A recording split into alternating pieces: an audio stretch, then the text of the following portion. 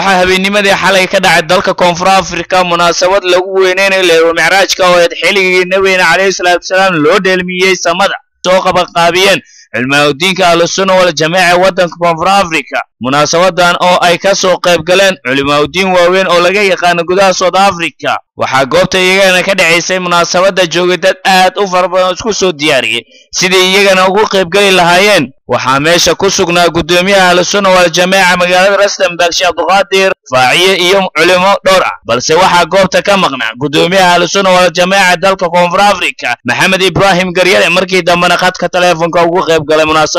munaasabadan ayay ka dhacday magaalada Rustenburg gobolka North West gudoomiyaha Ahlusunna wal Jamaaca isagana ku sugnaa magaal xeebeedka Cape Town waa kana goobta sida ay ahayd inta ay munaasabada socotay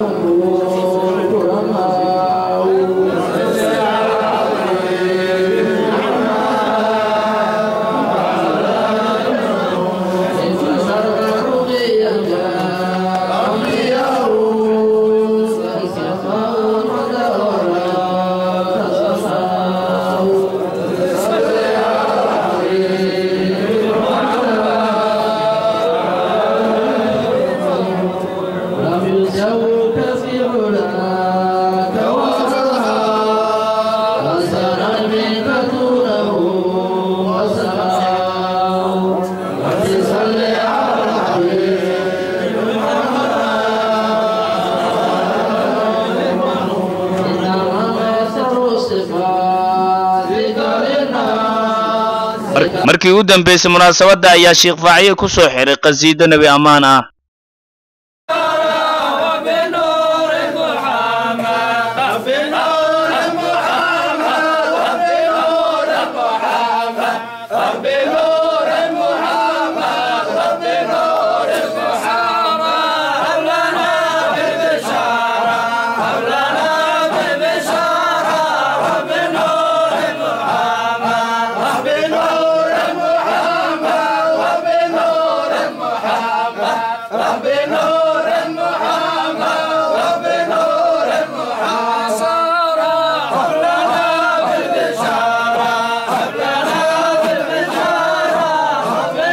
حسين أبوكي تي في عالمي رويال 24 مقالة جوهانسبرغ دال كونفر أفريقيا